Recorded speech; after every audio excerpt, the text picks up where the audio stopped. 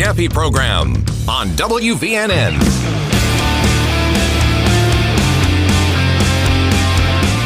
So we have the breaking news today that the Reverend Jesse Jackson has died at age 84. I have to admit, I didn't realize he was that old. Now, of course, President Donald Trump had a post about this on Truth Social. Now, the good news is his post was not as bad as his Rob Reiner post after Rob Reiner was killed. But, of course, Trump had to make it about himself. And you just have to laugh at some of this, I guess. But he did compliment Jesse Jackson and his legacy. So I'll read some of this, and then we'll move on to other things. But since it's breaking news, I did want to give you the latest here. Trump posted on Truth Social, said the Reverend Jesse Jackson is dead at 84. I knew him well long before becoming president.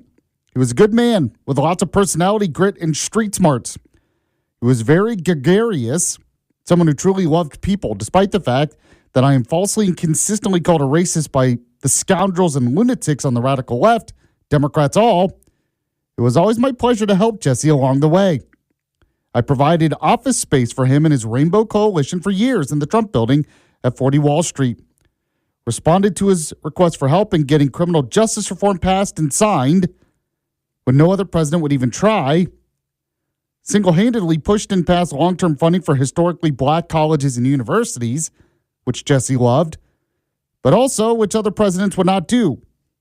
Responded to Jesse's support for opportunity zones, the single most successful economic development package yet approved for black businessmen and women, and much more. So this is Trump's post on Truth Social on the breaking news that Jesse Jackson has died at age 84. He says, Jesse was a force of nature like few others before him. He had much to do with the election, without acknowledgement or credit of Barack Hussein Obama, a man who Jesse could not stand. He loved his family greatly, and to them I send my deepest sympathies and condolences. Jesse will be missed. President Donald J. Trump. So there you go. Have to admit, I'm not a big fan of everything that Trump said there. Not a big fan of Jesse Jackson. Although it is true that, you know, they say Trump's a white supremacist racist, and you look at a lot of Trump's record, someone who was a white supremacist would not do some of the things he was talking about there.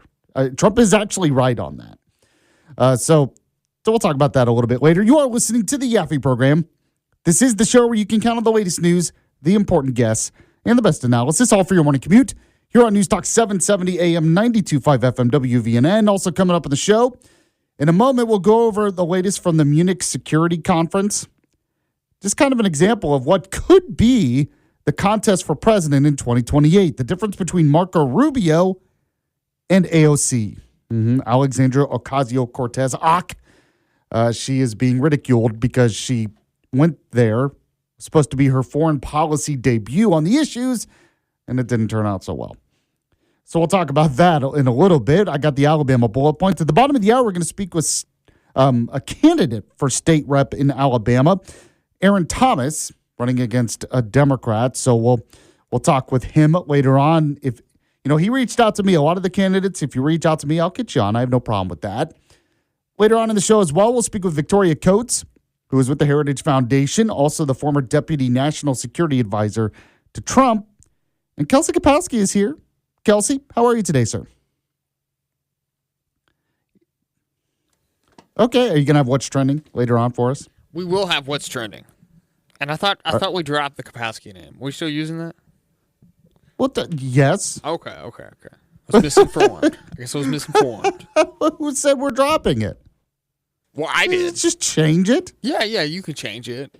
What, People go Kelsey, by then? one name all the time. What about Kobe, right? Kobe Bryant. He just dropped the Bryant at the end of his career. He eventually just became Kobe. Jeez. All right. Big star now, making demands. That's how it is. Yeah. I'm going to say the producer formerly known as Kelsey Kapowski.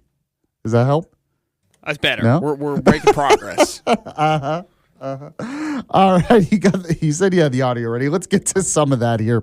I just want to give it. Now, I played some of these cuts yesterday on the show. I know some of you were off for President's Day, but Marco Rubio spoke at the Munich Security Conference, and his speech is being praised, which is kind of interesting because he was still pretty blunt in some of his criticism of Europe and how they need to, carry their own weight when it comes to national defense and control their own borders. But he also said, the U.S. obviously wants Europe to succeed, and he also defended Western civilization. So go ahead if you can, just in case people missed it yesterday. Kelsey, go ahead and play Marco Rubio cut one for me. For 5 centuries before the end of the Second World War, the West had been expanding. Its missionaries, its pilgrims, its soldiers, its explorers pouring out from its shores to cross oceans, settle new continents, build vast empires extending out across the globe. But in 1945, for the first time since the age of Columbus, it was contracting. Europe was in ruins. Half of it lived behind an iron curtain, and the rest looked like it would soon follow.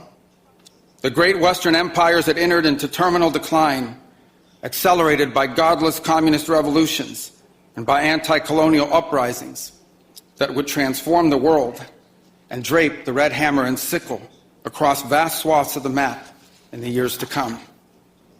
Against that backdrop, then as now, many came to believe that the West's age of dominance had come to an end, and that our future was destined to be a faint and feeble echo of our past.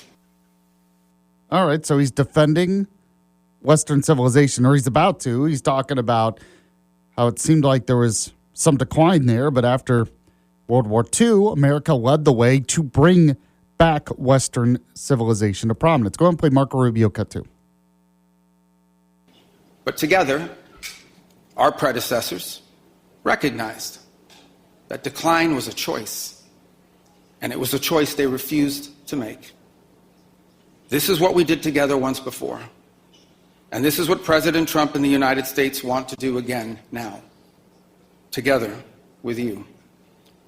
And this is why we do not want our allies to be weak, because that makes us weaker. We want allies who can defend themselves so that no adversary will ever be tempted to test our collective strength. This is why we do not want our allies to be shackled by guilt and shame. We want allies who are proud of their culture and of their heritage, who understand that we are heirs to the same great and noble civilization, and who together with us are willing and able to defend it. And this is why we do not want allies to rationalize the broken status quo rather than reckon with what is necessary to fix it. For we in America have no interest in being polite and orderly caretakers of the West's managed decline. So as I mentioned yesterday on the show, good stuff. Really is. Promoting Western values, talking about how we want America to help Europe, but Europe has to help themselves and everything else. It was really good. So I want you to think about that and then compare it to AOC, Alexandria Ocasio-Cortez, or AK. Now, one of the cuts that have been going viral was her answer to potential crisis in Taiwan if China invades Taiwan. She basically gives a non-answer and stumbles around a little bit trying to give an answer. If you want to see that cut, it's going viral. But there was another cut that I wanted to play here that I thought was more telling, because it wasn't too long after Rubio's speech, and she tries to blast Rubio for everything he said there. Now, she gets history wrong here, but she also just reveals her ideology. She is a Marxist.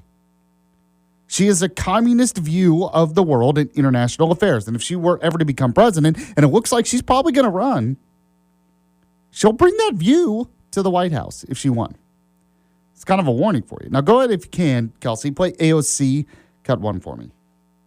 You are starting to see the ascent of the right, even in places like Munich. Marco Rubio's speech was a pure appeal to Western culture. My favorite part was when he said that American cowboys came from Spain. I thought they came from Winnetou, but I believe the Mexicans and descendants of African enslaved peoples would like to have a word on that. But I think it's also important to note how thin that foundation is. Culture is changing. Culture always changed. Culture, for the entire history of human civilization, has been a fluid, evolving thing that is a response to the conditions that we live in. And so they want to take this mantle of culture. At the end of the day, though, it is very thin. So, and I'm going to play another cut of her in a moment, but she gets a laugh there. Oh, coming from Spain. Actually, no, AOC, you're wrong. Yeah, maybe it came up to America through Mexico, but Mexico, which was colonized by the Spanish, which is why they speak Spanish, which comes from Spain. But horses also were brought to North America and South America, eventually, through the Spanish, who came from Spain. So this idea that she thinks she's being so smart, she's completely wrong. But then she talks about, oh, how dare he defend Western culture? But then she says something else. So go ahead and play cut two of Ak for me. And so the response that we have to have is, again, it's material, it's class-based, it's common interest. There was certainly more openness to what I was saying than probably there would be in years past. We can't underestimate the appeal of going back to these well-worn grooves. A lot of what we talk about when we talk about a class-based internationalist perspective also means ending the hypocrisy towards the global South. So she says we don't need to focus on, she basically says there, we don't need to focus on culture, we need to focus on class. The class-based international order. This is how Marxists think. They think we're all stuck in whatever class we are, and we can't move up or down, and everything's controlled by the powerful elites, and there's nothing we can do, and we care much more about that than we do about culture. Which, of course, is absurd. Marxists are constantly trying to bring the world to think that way, and it never happens.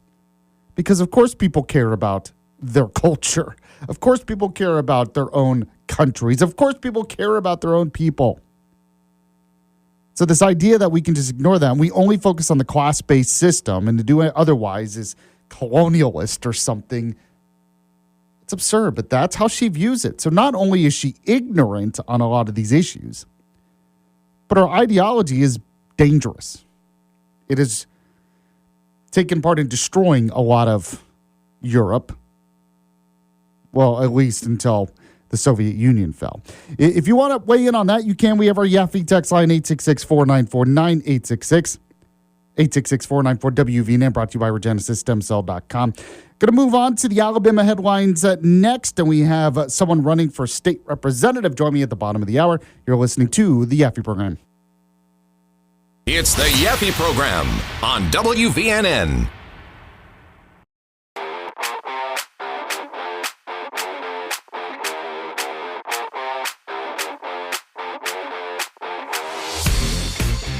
We're back here on the Yaffee Program, News Talk 770 AM, 92.5 FM, WVNN.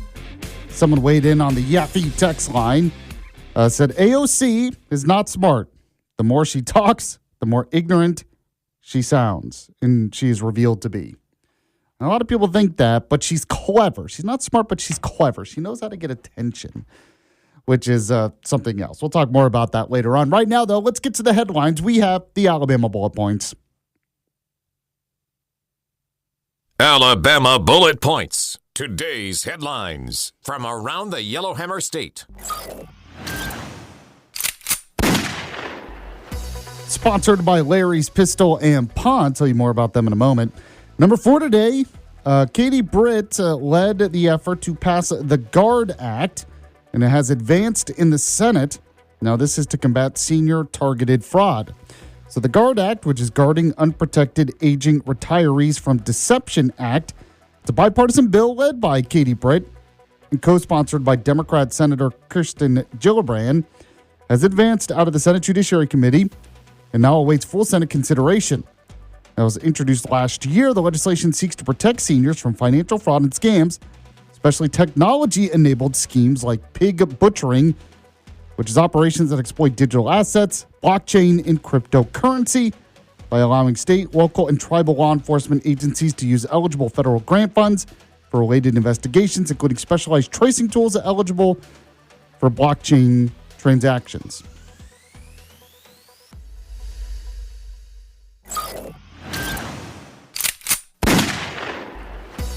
Number 3 today, U.S. Senator Tommy Tuberville expresses concern about the GOP effort to keep the U.S. Senate. Says they're not doing enough. So U.S. Senator Tommy Tuberville, who is also running for governor, voiced frustration with the Republican Party's efforts to retain control of the U.S. Senate. This is ahead of the looming midterm elections.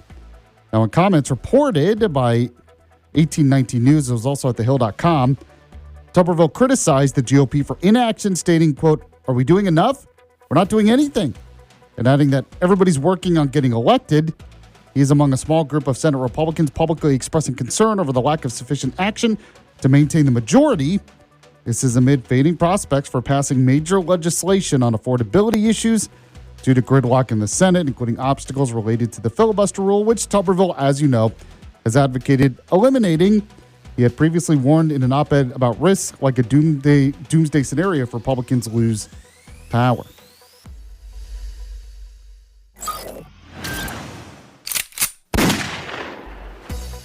Number 2 today, there's a Senate bill in the Alabama legislature that would call a new election for lieutenant governor if the office is vacated early. So Alabama Senate Bill 271, sponsored by State Senator Sam Gavan out of here in Huntsville, proposes a constitutional amendment to the Alabama Constitution of 2022 that would require a special election to fill a vacancy in the office of lieutenant governor under certain conditions. Now, if the position becomes vacant due to death, resignation, removal, or the lieutenant governor becoming governor, more than 60 days before a presidential election, voters would elect a replacement during the presidential election to serve the remainder of the unexpired term. Now, otherwise, the office would stay vacant until the end of the term. So this addresses a gap in current law which lacks a mechanism to fill such midterm vacancies, potentially leaving the position empty for up to 4 years and complicating Senate operations.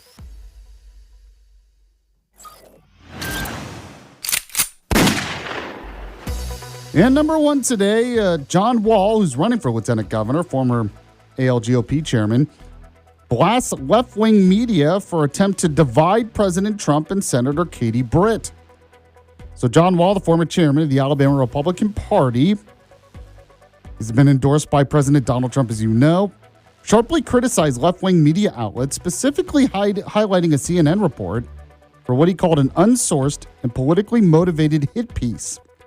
Now, the report, relying on anonymous sources, alleged critical remarks by Trump about U.S. Senator Katie Britt and suggested tension between them. He basically said, at least according to the report, that, "Oh, she's dead to me." Wall dismissed those claims as an attempt to manufacture division between Trump and Britt, noting their strong partnership based on shared conservative principles and America's interests.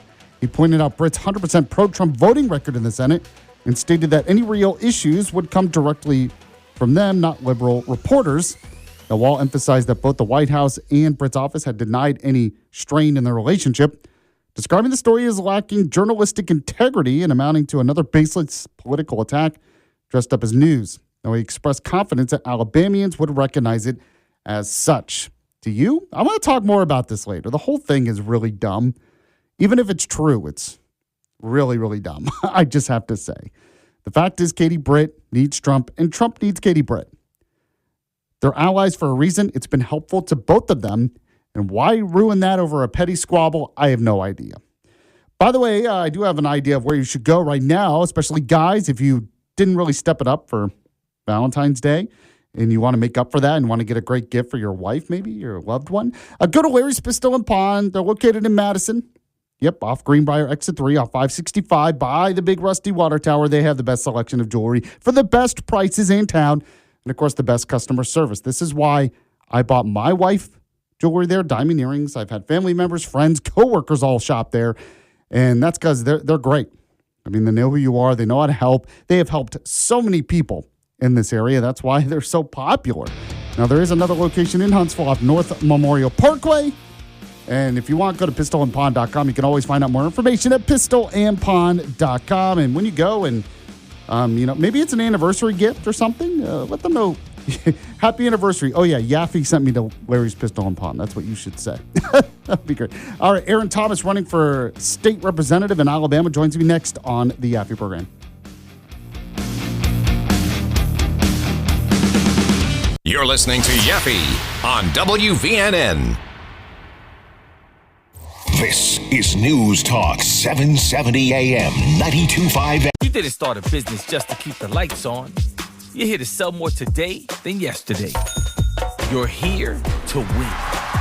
Lucky for you, Shopify built the best converting checkout on the planet. Like the just one tapping, ridiculously fast acting, sky-high sales stacking, champion of checkouts. That's the good stuff right there.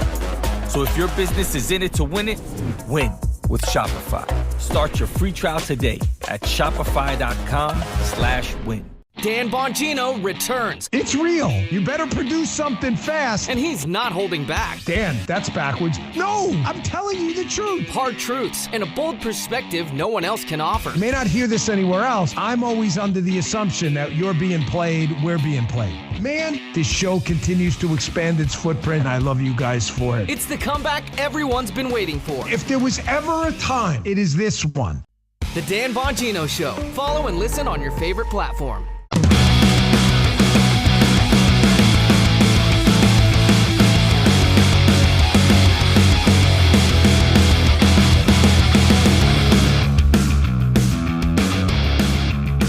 News Talk 770 AM, 92.5 FM, WVNN. Back here on the Yaffee program. Don't forget to like the Yaffee Facebook page. Follow me on X at Yaffee or Instagram at Yaffee Live. And as always, I got to remind you how to spell it, Yaffee. So joining me on the show right now is conservative businessman Aaron Thomas. He is running for the Alabama House. He's running against Democrat Marilyn Lands in Alabama District 10. And, he reached out to me, asked if he could come on the show sometimes. And, he started with flattery. He said he was a big fan of mine, a big fan of the show. We had met at the Madison City debates when we had the mayoral elections and the city council elections. I moderated a debate in Madison. So, of course, I mean, if he's a big fan, I have to bring him on. Aaron, how are you today, sir? I'm doing great. Also, I just want you to know, with you and Dale and the reputation that you guys have, I think everybody's just a little bit nervous to say that they're anything less than a fan of you guys, just for fear of the consequences or something. I don't know. You guys are a pretty lively bunch in the morning. Well, that's true. And, yeah, usually that's what Dale wants. He wants fear. That's a good thing. He wants you to be afraid. Yeah, I think that makes sense. So you decided to run for this Alabama House seat, District 10. Talk about why you decided to jump in the race. Yeah, absolutely. So to start off with, my father, he's a civil servant, and in 1992 we moved to the Republic of Panama and lived in the Republic of Panama from 92 to 99. And in 99 we were one of the last American families in the Canal Zone. We were put on priority placement, and we came here to beautiful Rocket City. And so as a 9-year-old moving into the area, I mean, I was just enamored with everything going on around us. And I can remember watching the Saturn V get built up by the 565 cool. and seeing it stacked up. It was just incredible to see the growth and the economic opportunities. And so as I got older and started a family and started several businesses in the area, there comes a point in time where you take a look at your community and you realize that you have to give back, because if you've experienced the blessings so far from the economic opportunities, the growth, the business climate and the culture that we have here, you have to put your pound of flesh in, and so that's why I decided to run.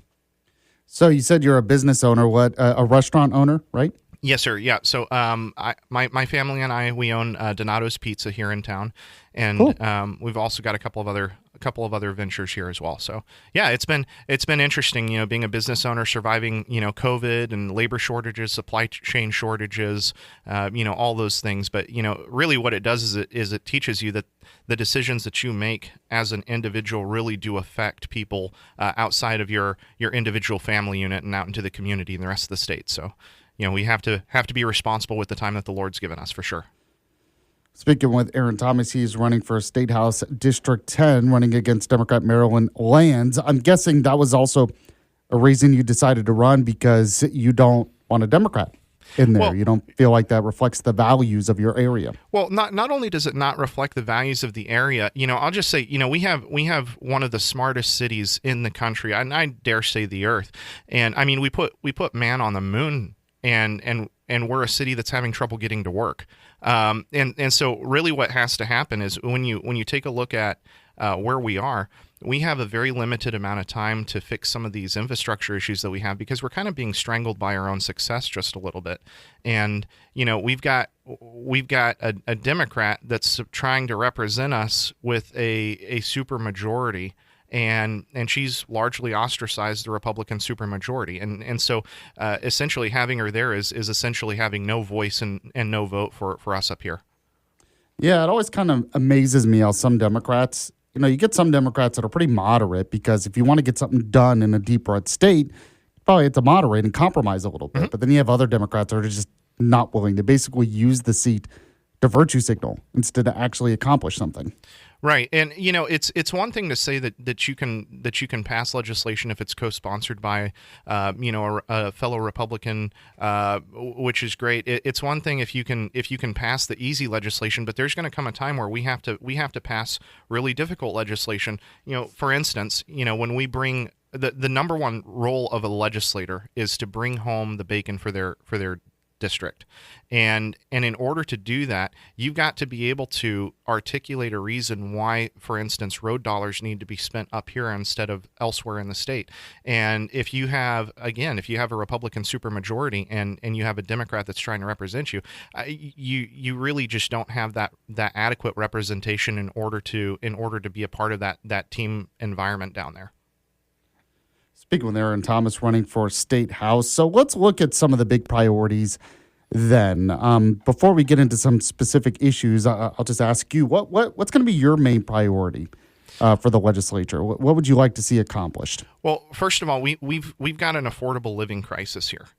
We kind of have a tale of two cities where we have the city that's in the headlines with all of the wonderful economic development that we have going on here, but then at the same time we also have an ever increasing housing cost, to where we have folks that are, if you're a newly married family, for instance, you're basically going to be stuck renting here in town. The likelihood that you're going to be able to find an affordable starter home is next to nothing. You've got a lot of people that are still struggling with grocery tax and different things like that. And so I would say, to begin with, when you're talking about making sure that people understand that we have an economy that's working for everybody, you got to make sure that you address the least of those. And when you talk about people that are struggling, it's really difficult to have conversations about road and infrastructure until you first talk about affordable living. Once you fix that, then you can talk about the infrastructure, and once those things are fixed, then we have to make sure that we have a good, clean business environment, both from a regulatory standpoint and an economic standpoint, in order to continue to grow and thrive and give people more job opportunities, where people can have the pursuit of happiness that we're promised, which is the ability to create their own businesses, to be creative, and to thrive here. And so I would say affordable living, infrastructure, and the business environment. Those are all three critical components. So, you talked about the affordability issue in Madison. What could you do as a state representative to fix that? Well, one of the things that we have to look at is we have to look at different taxes that are unnecessary. For instance, I mentioned the grocery tax. We need to take a hard look at that and say, okay, how can we be fiscally responsible and also make sure that we're not taxing basic living necessities to begin with? And so as a state representative, your big responsibility is making sure that we have a balanced budget and that everything in the general fund remains in its proper place. And so, we need to start taking a look at those elements. The next thing is we need to make sure that we have, good good education opportunities to lead to good economic opportunities. And so, focusing on trade schools, different things like that. All of those components can kind of mesh together and create a really good, prosperous environment. So, yeah, I mean, right now we lowered the grocery tax a little bit, but it sounds like you want to get rid of it completely. Absolutely. Okay, But the thing is that, again, what you have to do is you have to make sure that you're not going to short the general fund. And so what you have to do is, as a conservative, you have to figure out, okay, where can we cut back and where can we be responsible in order to make sure that the economic outcome is as best for the constituents and the people of North Alabama as possible. And you have to be mindful of that. And so when you have economic hard times, I think it's important for the government to figure out how we can make things more affordable for the constituents instead of just always turning to the citizens with our handout and asking for more and more. So, Madison is considered a pretty safe area, I would imagine. And I'm guessing, though, that you support some of the crime, the law and order bills that are taking place, because you want to keep it that way. Yeah, absolutely. We have a lot of different issues that are kind of coming together. For instance, as the city continues to expand, we have more and more of a need that's put on our county resources, such as Madison County Sheriff's Department. And Sheriff Turner's done a fantastic job, but we have more resources that are going to the county as a whole, just because of how quickly the metropolitan area has expanded. We've got to make sure that we have that taken care of. We have fire stations that still have asbestos in them, and when you take a look at the population size that we have, and then the medical infrastructure needs that are continuing to be strained as well, we're starting to have some grown-up big city problems, and we've got to be able to address those. And again, the only way to address those is making sure that we have a Republican that is down there advocating for the people here in Rocket City. Speaking with Aaron Thomas, he is running for State House District 10.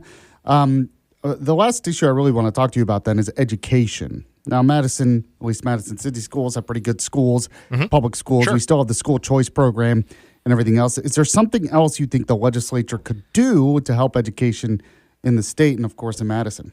Well, first of all, I think, number one, it's a great question. I think people are different. People's children are different. And I believe that every parent has a right to raise their child and see to it that they have the best education that they can possibly get for their children. And because people are different and children are different, education needs to be different. And so I'm a huge proponent of school choice. I think we probably need to, brush up a couple of things in that and make sure that we actually have a really good package moving forward as far as school choice is concerned. I think we need to make sure that that some of the more fringe ideologies, probably need to stay out of our public education system, and we need to make sure that the parents have the ability to teach their children what elements of life and growing up they want to expose their children to, and at what age, and we need to really embrace that. And again, when you take a look at who we are as a community, we've as a community put people on the moon. That's our heritage.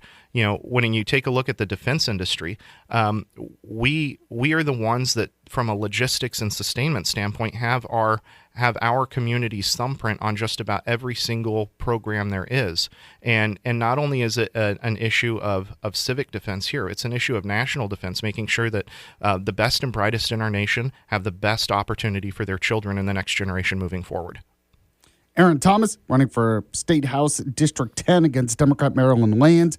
People want to find out more about your campaign. How can they do that? Yes, sir. Yeah, we're on social media, Facebook, Instagram. You can also go to the website. It's Aaron Thomas, AARON THOMAS FOR4HD10.com. Aaron Thomas for HD10.com. Aaron Thomas, really appreciate you coming on the show. My friend, hope to talk to you soon. Good luck with the campaign. Thank you. Really appreciate it. Great to be here, Yaffee. All right, there you go. If you want to react to any of that, if you're going to support him, if you live in District 10, let me know. We have our Yaffee text line, of course, 866-494-9866, 866-494-WVNN. By the way, the text line brought to you by RegenesisStemCell.com. Go to Regenesis Stem Cell Center if you want some healing for your joints. Maybe you deal with neuropathy. Maybe you have an injury from years ago, and every time it rains, you feel it. Every time it gets cold, you feel it. You can get relief for that pain, and it's not invasive surgery. In fact, there's really no downtime. So contact Dr. Charles Lee today. He can help you like he helped me. Go to RegenesisStemCell.com. Make an appointment so you can get that pain taken care of and feel better. RegenesisStemCell.com, using your own body's adult stem cells to take away the pain. They have state-of-the-art equipment, the gold standard when it comes to stem cell therapy. Regenesis Stem Cell Center, tell them Yaffee sent you. Back in a moment on the Yaffee program. The Yaffee program.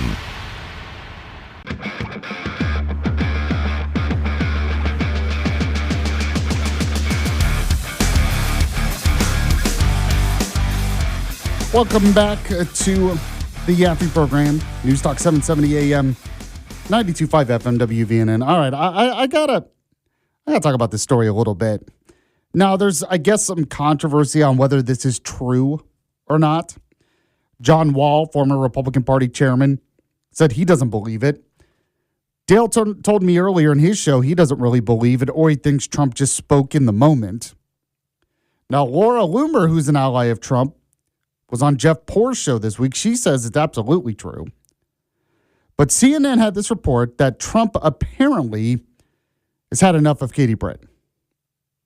So according to CNN, so take it with a grain of salt, it is CNN, but says Trump privately lashes out at GOP lawmakers over the racist video blowback. So we talked about that. It was accidentally part of a video that had to deal with election security in Georgia.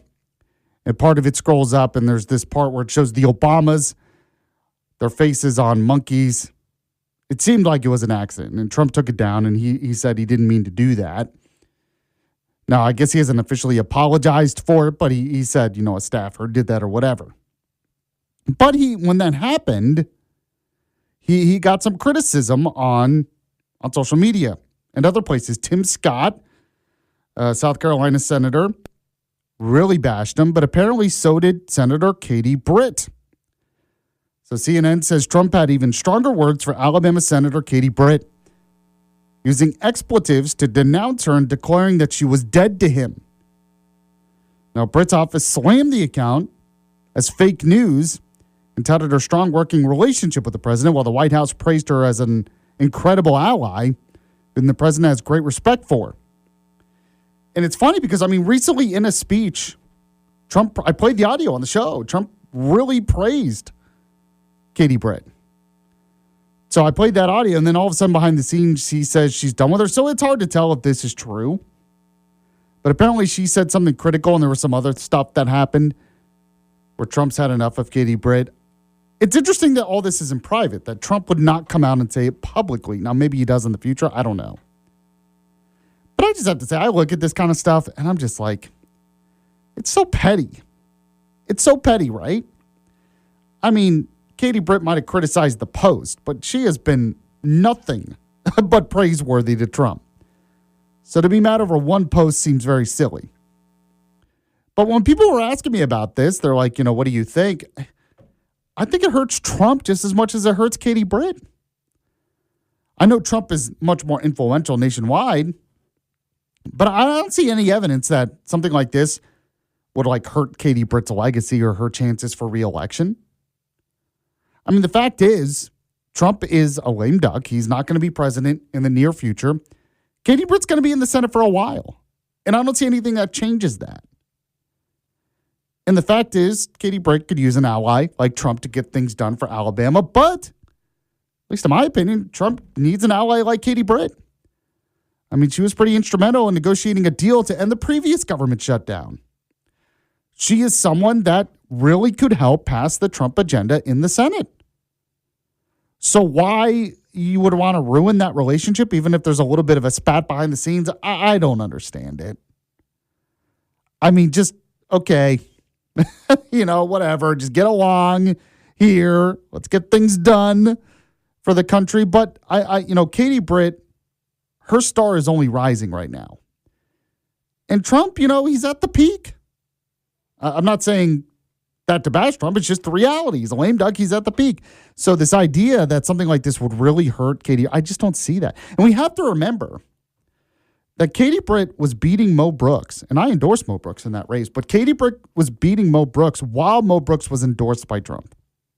Now, Trump switched his endorsement, but it seemed like Katie Britt was already going to win that race. So this idea that in order for Katie Britt to continue as a senator, she absolutely needs Trump, I'm not sure I buy that. I really do think that overall, looking at the big picture, they need each other. So to have a weird petty spat like this get in the way of that, I don't know. Maybe it's just me, but it just seems kind of silly. Maybe I'm wrong on that. Maybe it's not even true. I mean, John Wall says it's not true. But let's be honest, we could totally see. We could totally see Trump doing that. Like talking about that behind the scenes. By the way, earlier on in the show where you're talking about the Munich Security Conference, Rubio had a good speech. Trump was there as well. AOC screwed things up. What are world leaders saying? Possible deal is that we keep hearing about a possible ceasefire between Ukraine and Russia. It never seems to happen. So we'll talk about this with Victoria Coates, national security expert, next on the Yaffee program. Stay with us.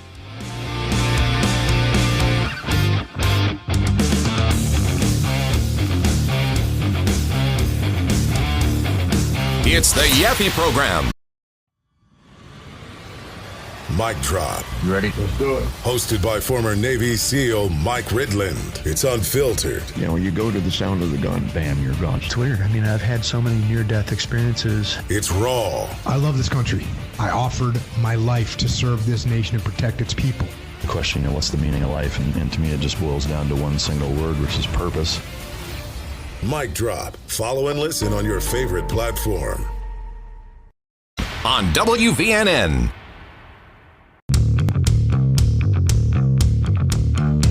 The Yaffee program on WVNN.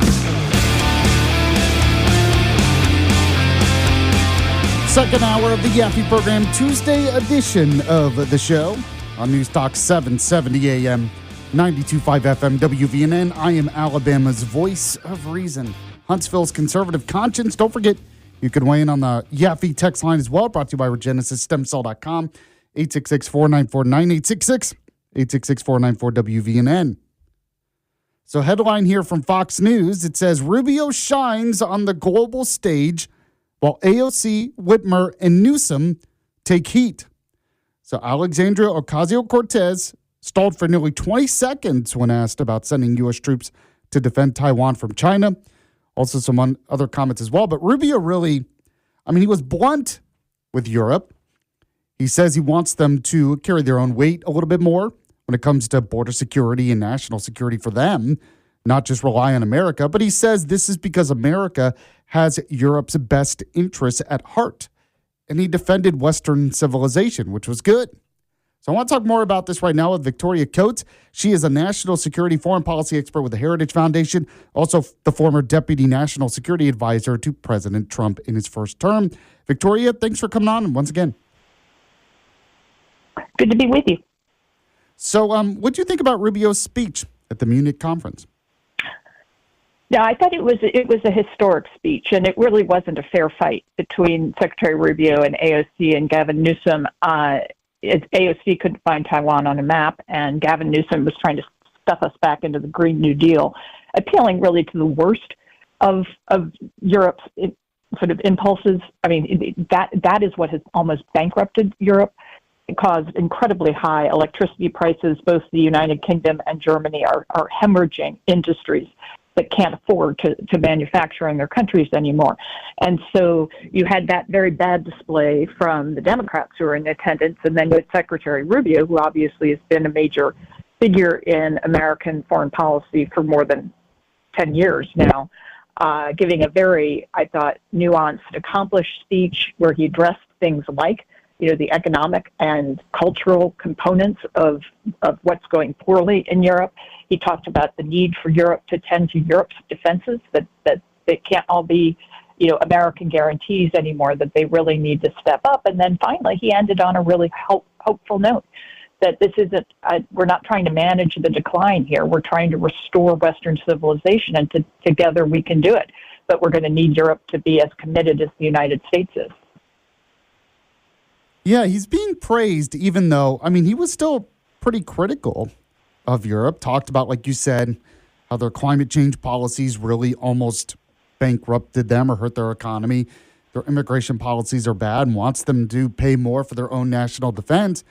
But I guess he did it in a way that was like a big brother helping out. Like, I just want what's best for you, Europe. And they seem to really like it over there.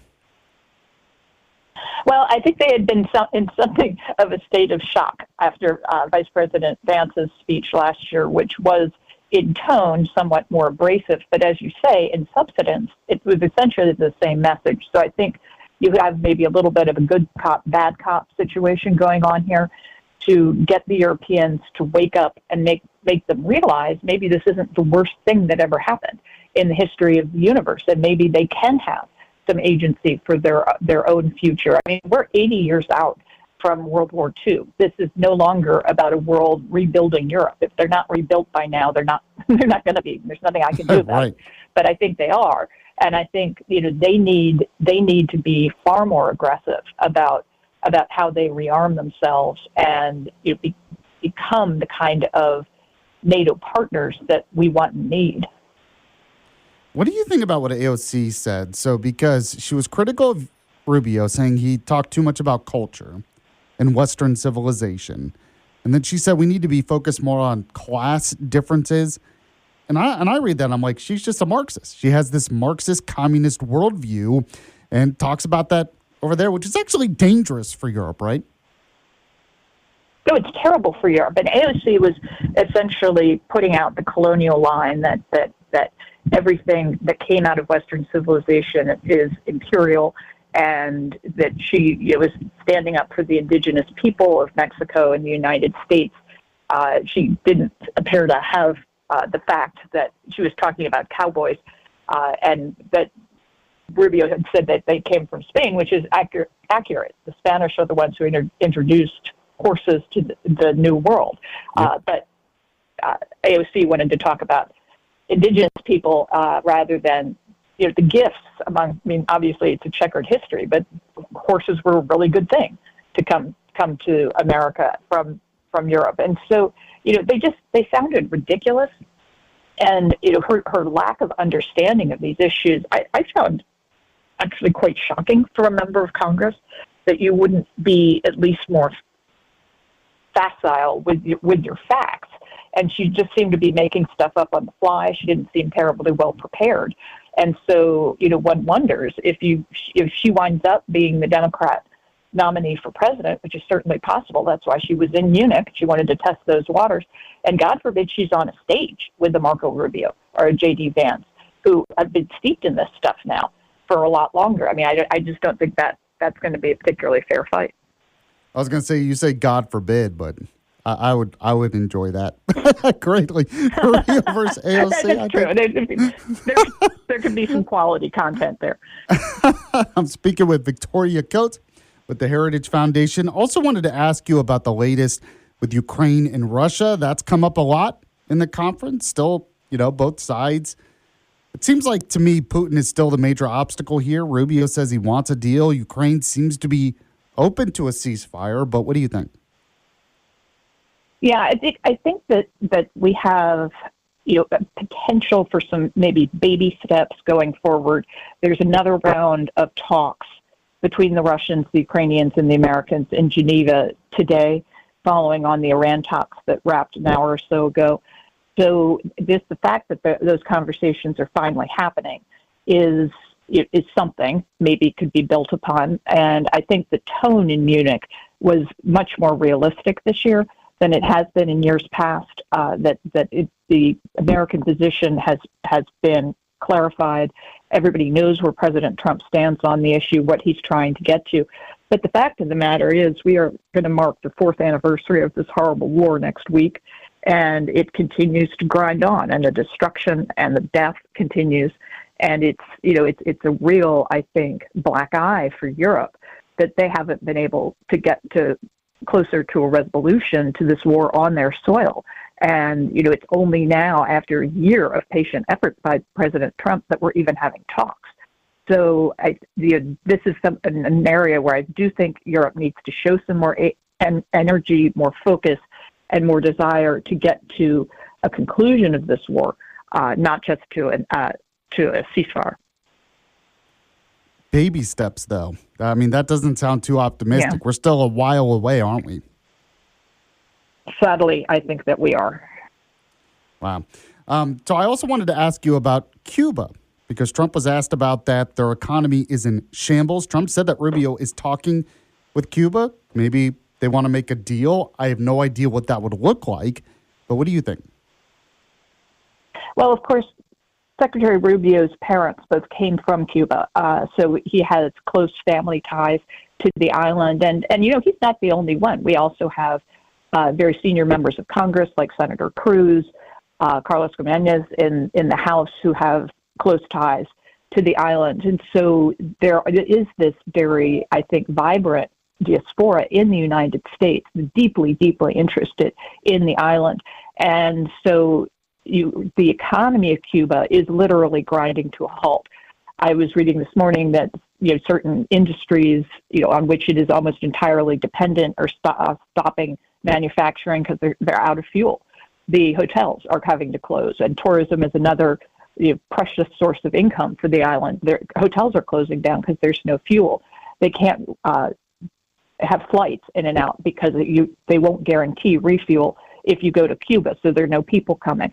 So I think this is going to reach a tipping point pretty quickly, where we're going to have widespread power outages, internet outages, and the United States is going to be there and say, if you people of Cuba want a better day, we are here to help. And the Cubans know that there will just be this massive influx of both technical expertise and then also cash into the island from that diaspora if the people are allowed to come back, maybe retake their family businesses, start them up again.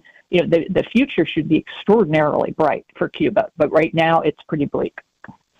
Yeah, to me, Cuba is such a great example of just wasted opportunity, because Cuba should be a beautiful place, a thriving commercial enterprise, and because they've been under dictatorship and communism, it's just sad to see the current state of that country. It's horrible, and it's so unnecessary. As you say, it should be thriving and a great and good friend to the United States. I've had some colleagues here at Heritage toss around the idea that that should be the 51st state, should be Cuba, and that should be a partner to us, not one of the most severe security threats we face in our own hemisphere. Remember back to the 1962 and the Cuban Missile Crisis, the closest we ever came to a nuclear war. And my other hope, though, Yaffee, is that as we see things improve in Venezuela, and that's why the success of Venezuela is so important, and starting to get the oil flowing out of Venezuela, starting to get hard currency back into the country, so Venezuelans can see a material improvement in their quality of life. And if we have Cuba circling the drain, because bear in mind, there are very close ties between Venezuela and Cuba. So that news, things are getting better in Venezuela. They're cleaning up Caracas. My kid, I can pay for my kid to go to school. That kind of communication is going back and forth where the lights are going out in Cuba. I think you might see a change. Very interesting. Victoria Coates, she is with the Heritage Foundation, joins me every week on the show. Victoria, really appreciate you coming on. As always, I'll talk to you again next week. Sounds good. Take care. All right, there you go. If you want to react, we have our Yaffee text line, 866-494-9866, 866-494-WVNN. By the way, if you're, we were just talking about wasted potential in Cuba. What if you're looking around your home and you're in your kitchen and you just see wasted potential because your appliances don't really work like they should? Maybe you really like to cook, but your stove, your oven, they don't help you out. And you're like, I need something new, but you're worried about the cost. Well, that's why you should go to Jay's Appliance Outlet over there in Athens, next to the Pep Boys. If you're going toward downtown, you'll see it there. It is a great store because you'll get it for a great price. If you need a new refrigerator, washer, or dryer as well, they have some great deals, and the customer service is top-notch. They can deliver in the area, so you need to contact them. Jay's Appliance Outlet. Now, what you want to do is dial pound 250 and say the keywords Jay's Appliance Outlet. Pound 250, Jay's Appliance Outlet, or there you go, or just go to their showroom and see what they have for you. Family owned and operated, best customer service around. Jay's Appliance Outlet. When you go, let them know Yaffee sent you. Back in a moment on the Yaffee program. You're listening to Yaffee on WVNN.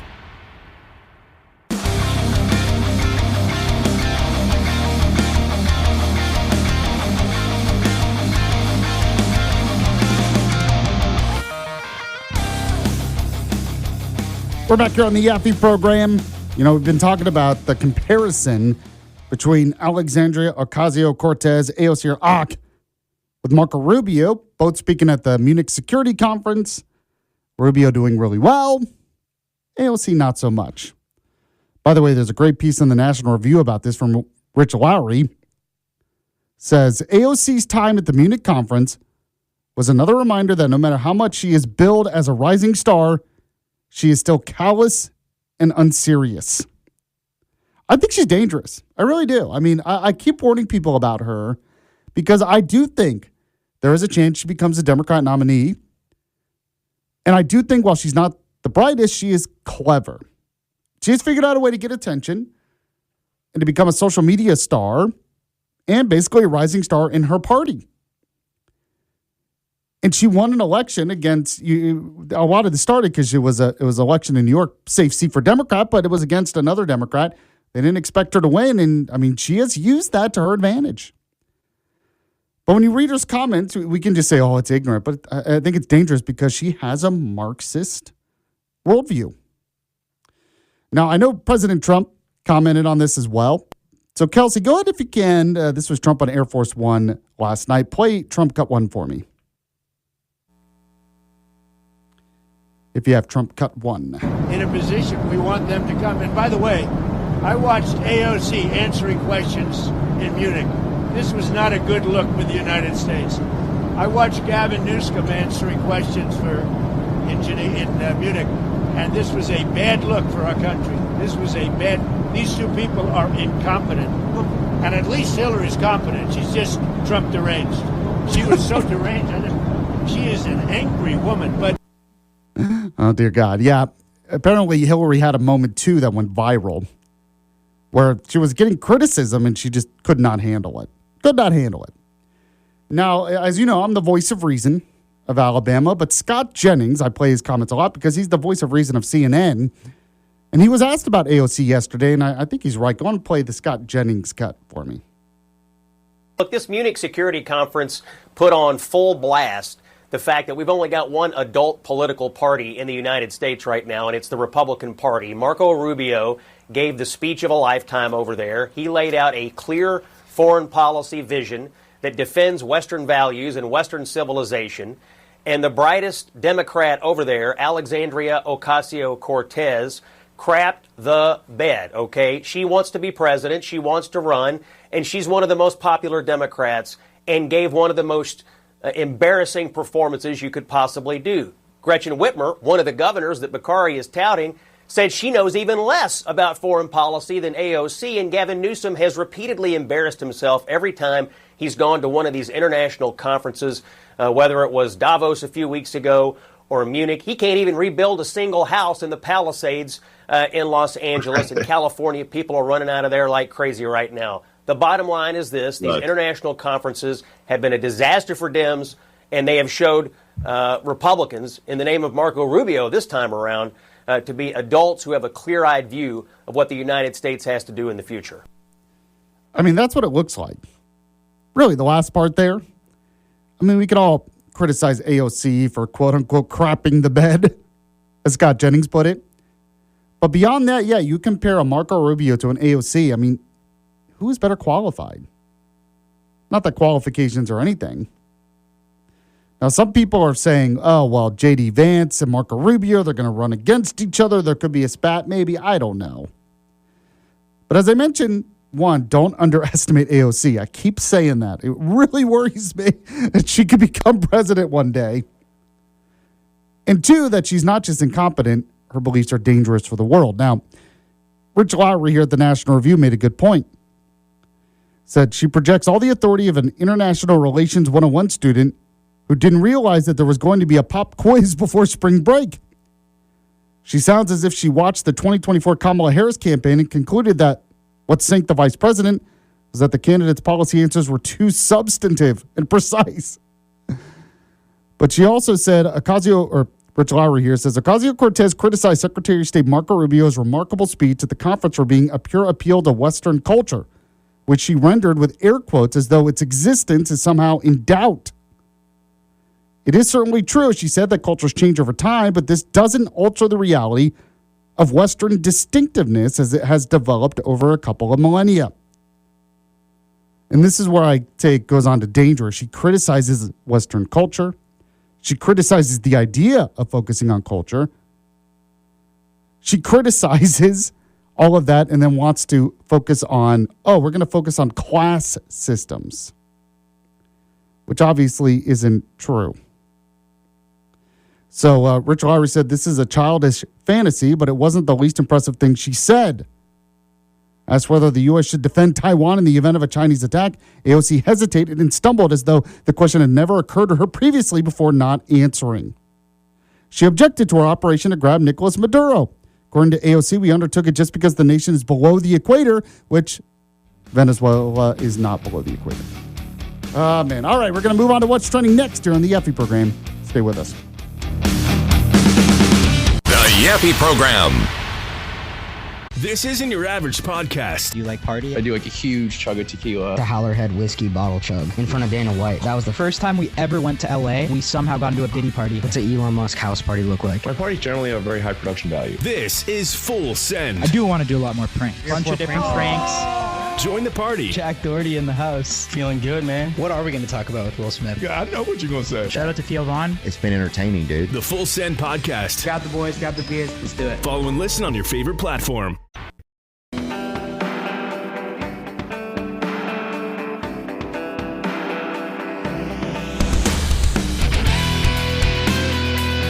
News Talk 770 AM, 92.5 FM WVNN. We're back here on the Yaffee program. As you know, yes, I am Alabama's voice of reason, Huntsville's conservative conscience, and we're doing our part to make radio great again. And if you miss any of the show live, the podcast is up anywhere podcasts are available. Kelsey, the producer formerly known as Kelsey Kapowski is here today, so he's going to do What's Trending. Let's do it. What's Trending with Kelsey. Keeping you up to date with all that's trending in your world. Oh, they have the internet on computers now. You guys know how to post videos to Facebook? It's What's Trending. Sponsored by Coleman Furniture Market, located in the heart of Coleman, Alabama. Some great deals going on right now.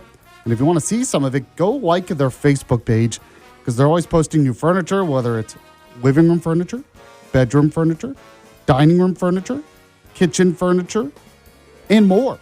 Office furniture.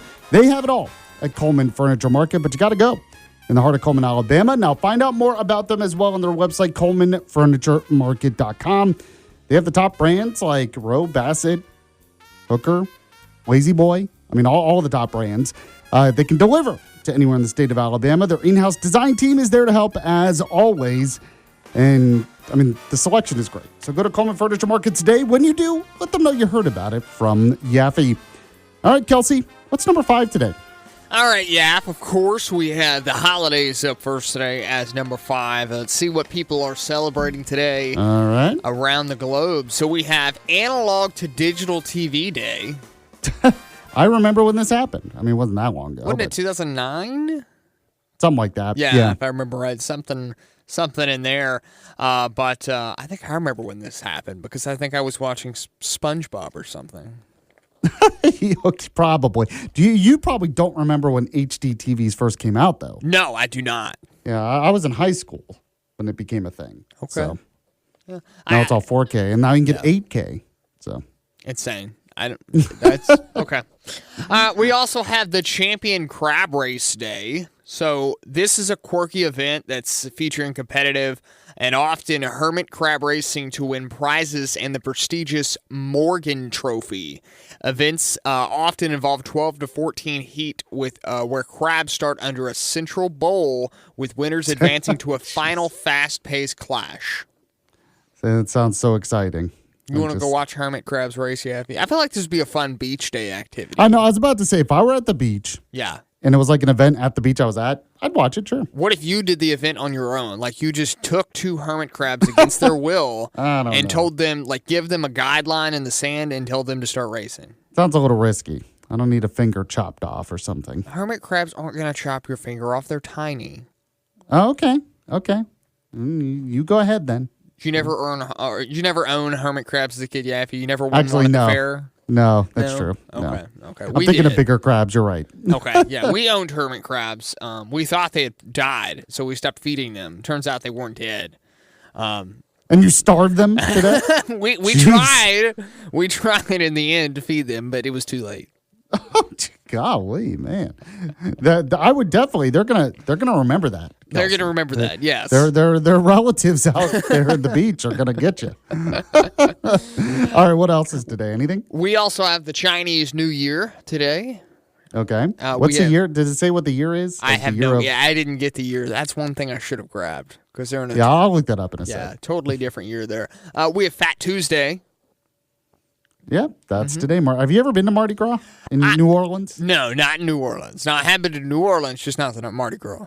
Oh, okay. Yeah, me neither. I've never been to New Orleans, though. So okay. We have My Way Day.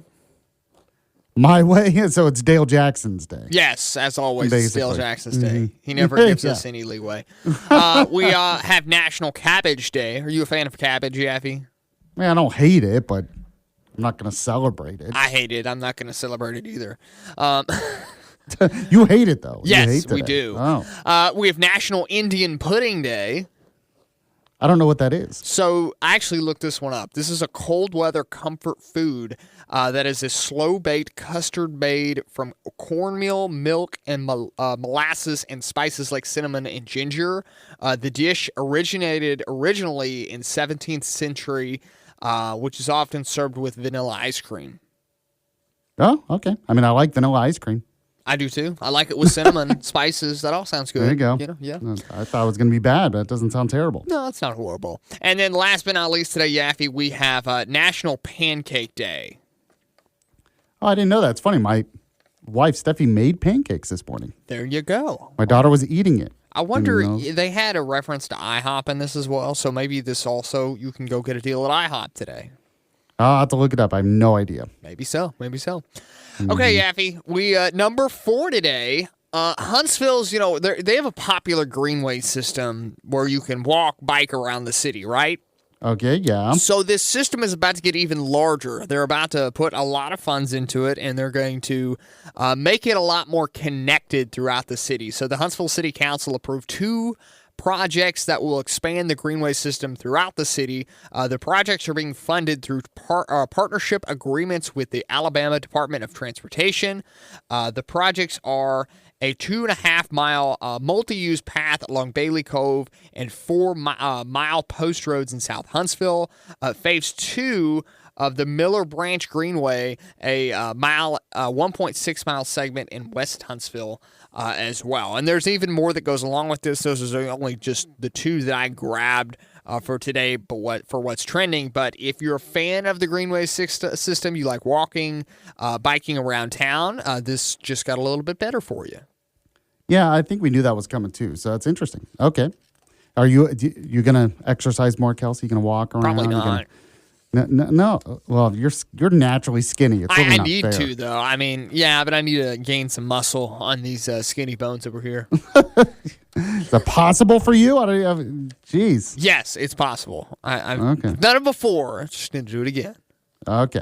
All right, what's number 3? Number 3, Yaffee. College football, a lot of news has been breaking over the last couple days. We saw North Dakota State has finally made their long-awaited trip up to the FBS level. They'll be starting with a Mountain West Conference in 2026 this year. Well, another move has been made to jump from the FCS ranks to the FBS with Sacramento State, and they will be joining the MAC Conference, the Middle America Conference. So, yes, Yaffee, that sounds weird because Sacramento State is obviously in California. Yeah, what is up with this, man? So they will be joining a they conference. They just need to change the names of these conferences. At this point, there's nothing that's aligned anything with how geographically works with conferences anymore. I don't even know what you call the conferences.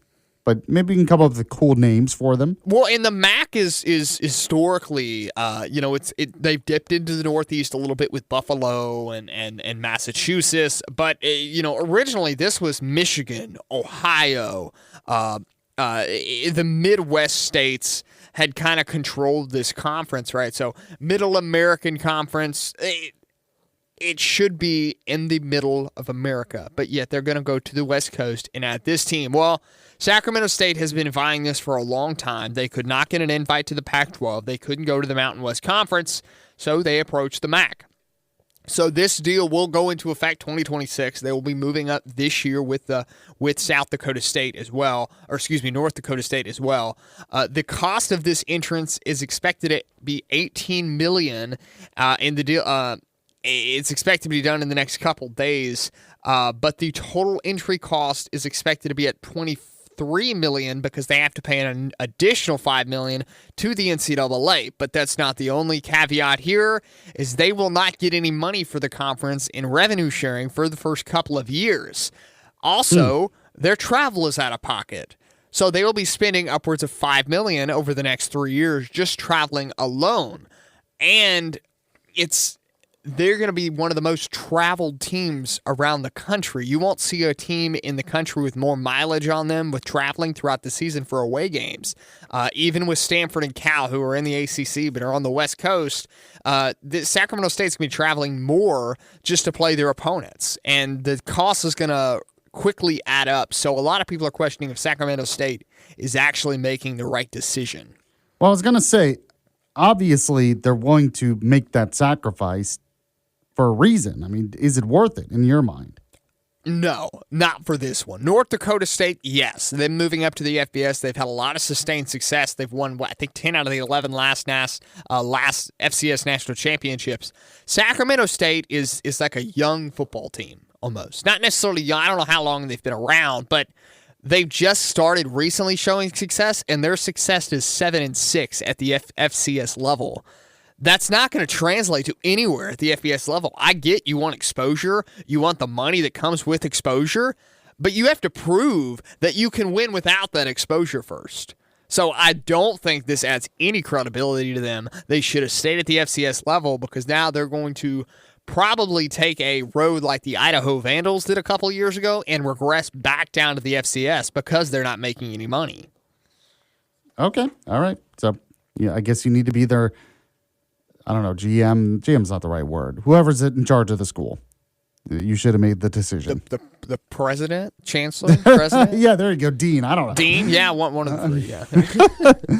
Yeah, we'll have to see. I mean, obviously they think it's going to help them in the long run. Yeah. But, yes, that's a lot of money you're showing out in the beginning to get to that point. So maybe they think they can get NIL deals. I have no idea. All right, what's next? All right, Yaffee, number 2 today.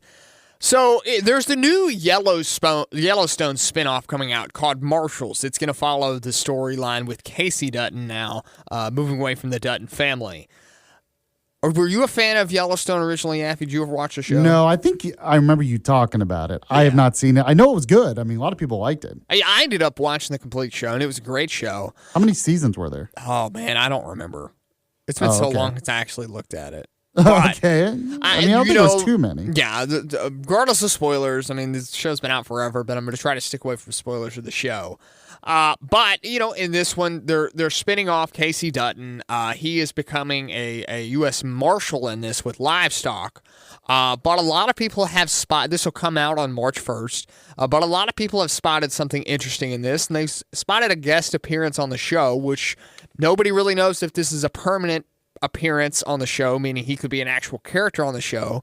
But country singer and Alabama native Riley Green was kind of inserted into the trailer. They don't really know if it's him or not, but this has quietly been confirmed by some of the actors on the show that he is going to be on the show. So a lot of people are expecting Riley Green to appear on the show as well, but nobody really knows his role yet. He was spotted with a guitar and a cowboy hat. His hat was down low, and they couldn't really see his eyes. So a lot of people are questioning what the role actually is right now. Okay, well, there you go. Alabama connection. There you go. That's right. I like it. So I'm guessing you're going to watch it since you were a fan of the other one. Oh, yeah. I'll definitely watch this one. Especially, Casey Dutton's such a character he's somebody that the characters, a lot of people actually really liked as one of the characters. So I'm assuming a lot of people that were fans of Yellowstone will gravitate towards this one as well.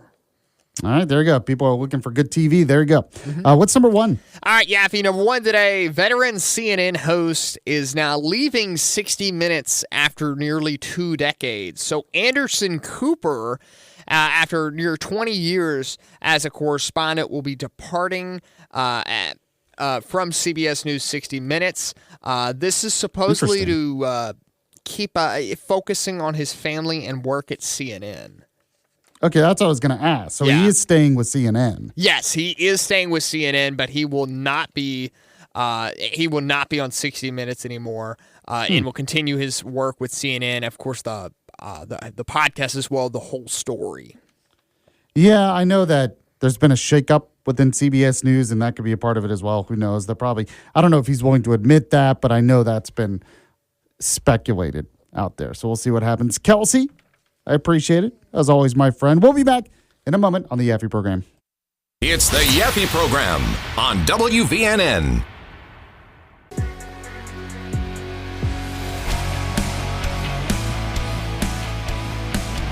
Final segment here of the Yaffee program. Glad to be with you on News Talk 770 AM 92.5 FM WVNN. As you know, it's a revolution in common sense. That's what we try to do here. And you want to like the Yaffee Facebook page, follow me on X at Yaffee or Instagram at Yaffee Live. So one story I haven't had a chance to talk about yet, but I know it's going around in the Alabama Senate.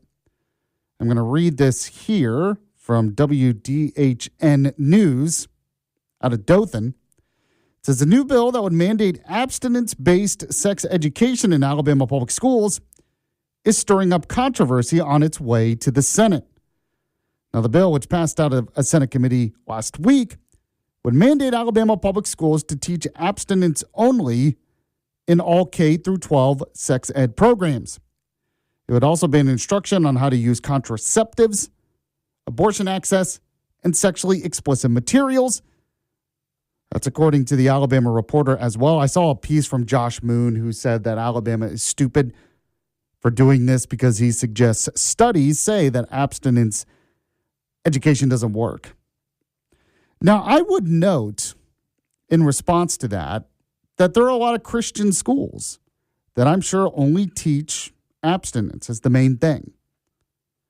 And I would bet that in those Christian schools, you see a lot less teen pregnancy compared to the public schools. Now, I don't necessarily know if that's because of the abstinence-only sex ed, why you might see less. And the point I have is when you have a problem with teen pregnancy, which nationwide has gone down a lot. Like in my lifetime, teen pregnancy has gone way down, and there are multiple factors for that. I don't know if sex education is part of that.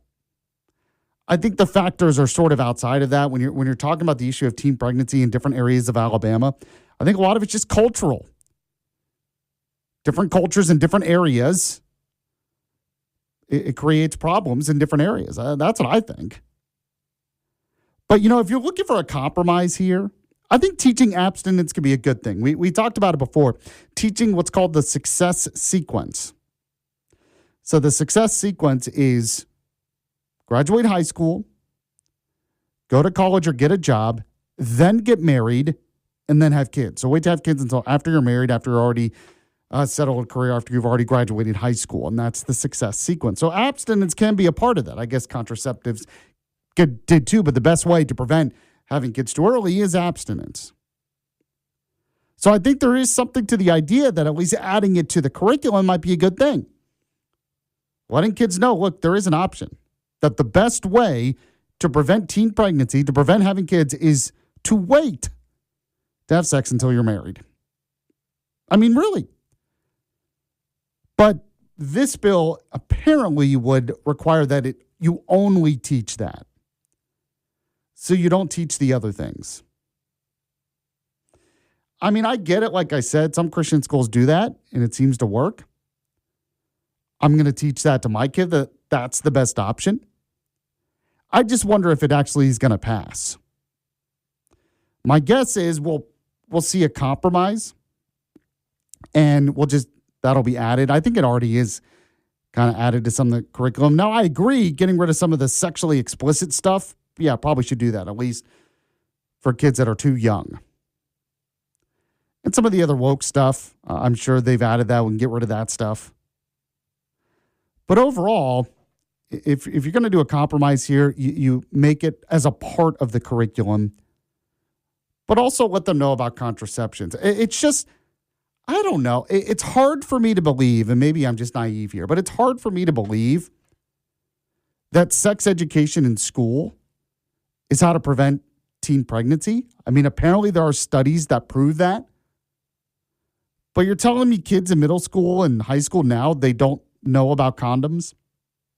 Like, you're telling me that they're completely ignorant about the issue?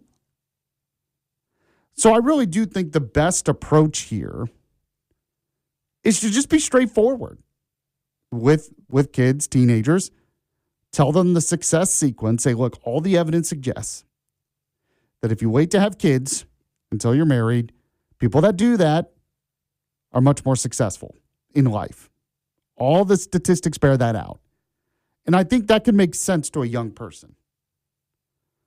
But I also just find it hard to believe that even if you say, okay, we're not telling them about condoms, like kids are just not going to know.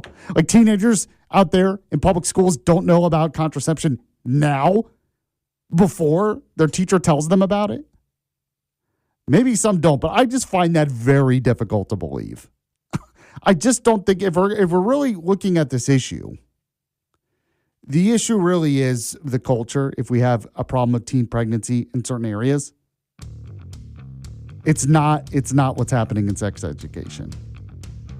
So I don't know. Maybe you can tell me what you think. We'll see if a compromise bill, but I do think abstinence should at the very least be a part of the curriculum, because it is the best way. I mean, obviously the best way to prevent teen pregnancy. All right, appreciate you listening to the show. If you missed any of it live, the podcast will be up on the website, WVNN.com. See you guys tomorrow. You're listening to Yaffee on WVNN.